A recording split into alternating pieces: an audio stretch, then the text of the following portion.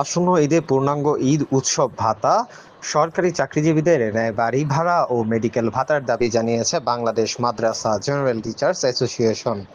আজ শনিবার 15 মার্চ শনিবার বিকেল ঢাকা দক্ষিণ সিটি কর্পোরেশন ৬৬ নং ওয়ার্ডের সাইনবোর্ড এলাকায় সংগঠনের কেন্দ্রীয় কার্যালয় থেকে অসহায় গরিব ও দুস্থদের মাঝে ঈদ সামগ্রী বিতরণ করার সময় এ দাবি করেন সংগঠনের নেতারা।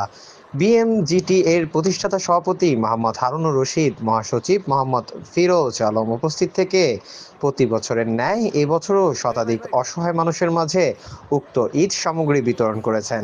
এ সময় এমপিওভুক্ত শিক্ষকদের বিভিন্ন বৈষম্যের কথা তুলে ধরেন নেতারা। বলেন, শিক্ষকের ন্যায্য অধিকার থেকে বঞ্চিত করা হয়েছে, তাই আসন্ন ঈদেই পূর্ণাঙ্গ উৎসব ভাতা প্রদান করতে হবে।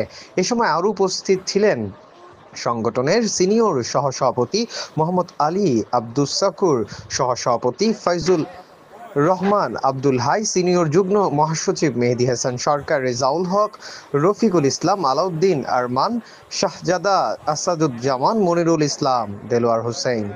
ডেস্ক রিপোর্ট, দৈনিক নতুন বাংলার খবর।